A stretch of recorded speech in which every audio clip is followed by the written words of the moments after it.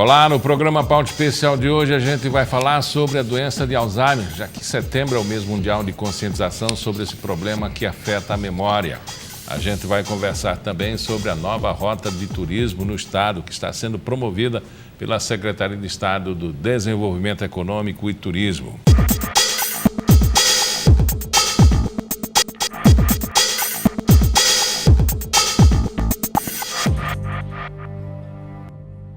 Setembro é o mês mundial da doença de Alzheimer. O Brasil é o país com mais idosos com Alzheimer no mundo. Pelo menos 1 em cada 12 pessoas no país com mais de 65 anos tem a doença.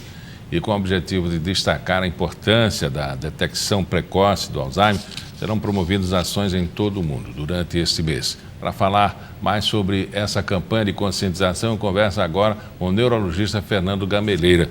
Olha, não é por acaso, mas esse mês de setembro é verde, amarelo e vermelho. Isso. Eu já esqueci qual é o assunto, então eu estou bem propenso a ter o mal, né?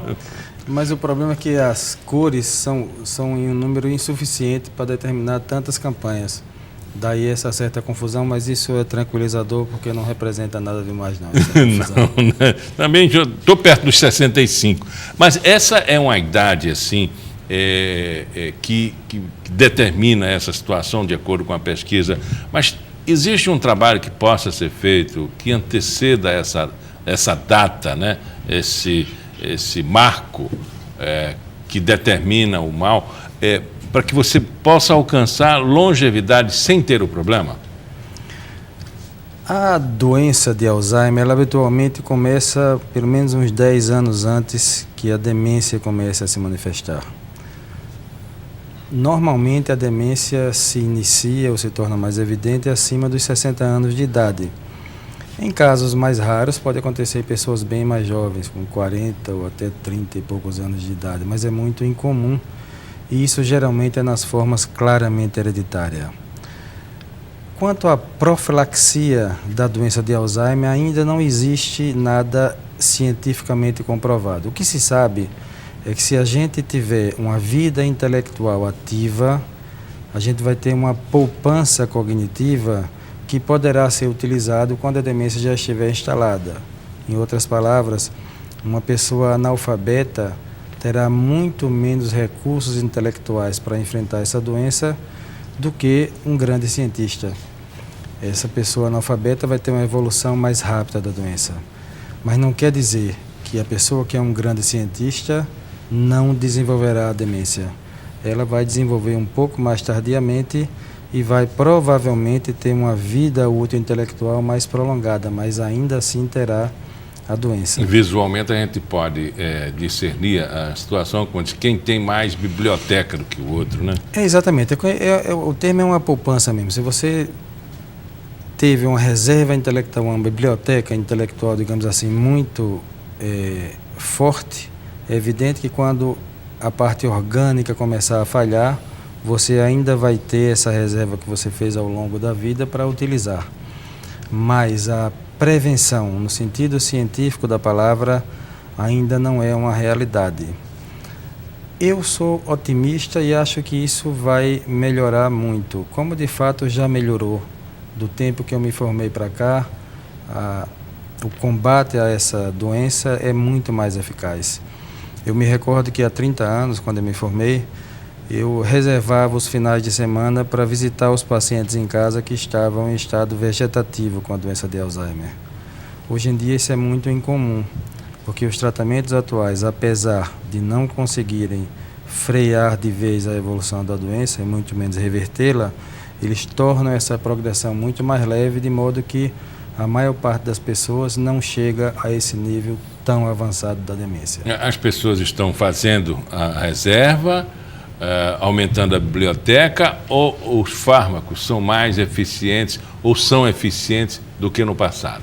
Os fármacos são bem mais eficientes do que no passado, embora ainda não tenham a eficiência que nós gostaríamos.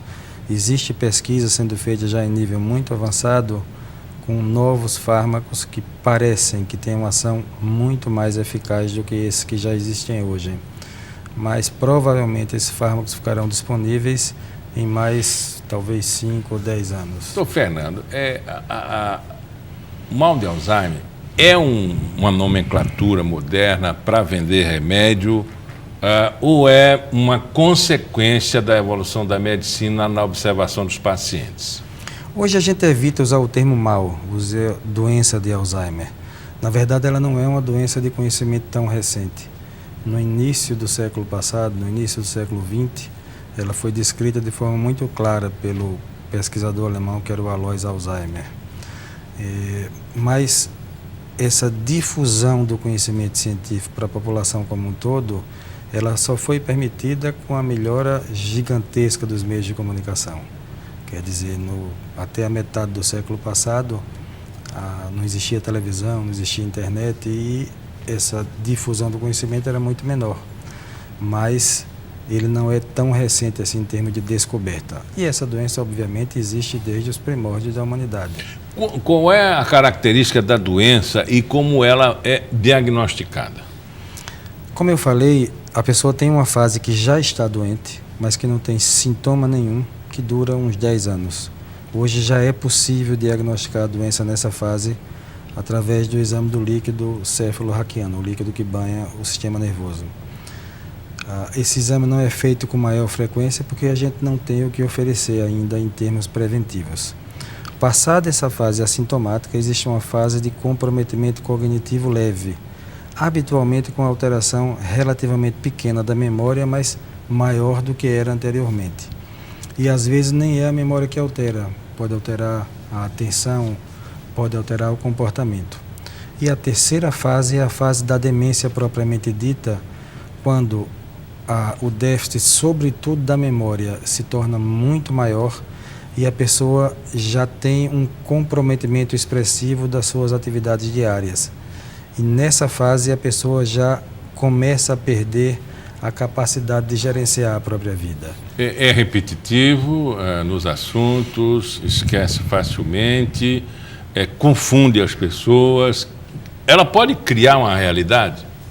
Em fases muito mais avançadas. Mas é importante destacar, Miguel, que isso tudo que você descreveu está correto. Mas quando essas coisas acontecem de forma pouco expressiva, elas podem acontecer e acontecem frequentemente em pessoas inteiramente normais. Então, esquecer a chave do carro, ou esquecer a data do casamento, ou coisas desse tipo, são situações... Tão comum nos homens e menos nas mulheres. Nas mulheres, mas nas mulheres também tem outras coisas que elas esquecem. Que elas esquecem. Isso não preocupa. A gente não precisa ficar assustado porque saiu de casa e esqueceu a chave do carro no trabalho, ou uma coisa desse tipo. O que preocupa é quando isso vai se tornando repetitivo e, sobretudo, quando vai aumentando de intensidade a ponto de interferir de forma significativa na vida das pessoas.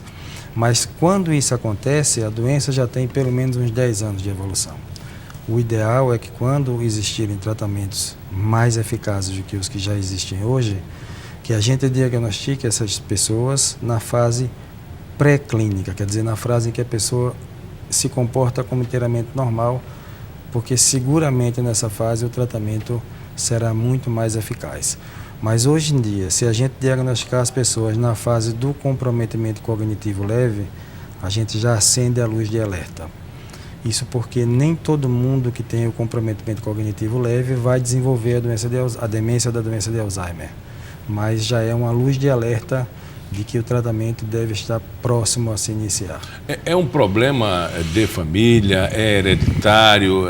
Em que ponto as famílias devem se preocupar? O componente hereditário é inegável, ele existe, mas ele é muito mais significativo nas formas que afetam as pessoas muito mais jovens e de forma muito mais intensa. Nessas formas, ele acontece em vários familiares. Mas mesmo nas formas de início mais tardio, acima dos 65 anos de idade, existe também esse componente. Mas o bom senso manda a gente não se preocupar muito com ele, pelo simples fato de que ele não é mutável. Quer dizer, se eu tiver uma predisposição, eu posso mudar várias coisas, inclusive ter um tratamento um dia curativo, mas eu não posso mudar a minha predisposição. A gente tem que ficar atento para o que a gente pode mudar. E a gente já sabe que fazer essa reserva cognitiva, não com esse objetivo apenas, mas de se desenvolver como pessoa, ajuda muito no tratamento futuro. A gente controlar a hipertensão arterial, controlar o diabetes. Por exemplo, os níveis muito elevados de insulina que acontecem em pessoas com diabetes, que têm resistência à insulina, eles contribuem também para o desenvolvimento da doença de Alzheimer. Não são fatores primordiais e, obviamente, não são os únicos, mas se a gente conseguir controlar, vai ter uma capacidade muito maior de enfrentar essa doença. Como também, se a pessoa tiver apneia do sono, identificar e tratar a apneia do sono. Se tiver o colesterol elevado, não deixar o colesterol elevado. São pequenos aspectos que a gente tem que não são preventivos no sentido de evitar a doença, mas que pode postergar ela e fazer com que a sua expressão seja menos agressiva. Bom, então as famílias precisam estar atentas, né? Estamos no mês de setembro, não só no mês de setembro, né, que é o marco referencial, mas precisa cuidar disso todos os dias e observar realmente seus familiares, principalmente aqueles que já ultrapassaram a casa dos 50, vamos dizer assim. Mas é importante que se mantenha esse olhar ativo sem criar uma ansiedade muito forte. Porque nas pessoas que passam dos 65 anos de idade, talvez uma das maiores preocupações é o que ele chama de o alemão. Então se cria uma espécie de Alzheimerfobia. Isso não ajuda em nada, isso só faz perder qualidade de vida e a maioria das pessoas, mesmo muito idosas, não desenvolverá demência, muito menos a demência da doença de Alzheimer. Conversamos com o Dr. Fernando Gameleira, ele é neurologista. Muito obrigado pela entrevista. Muito obrigado, Miguel. E daqui a pouco a gente vai falar sobre a promoção da nova rota do turismo no estado.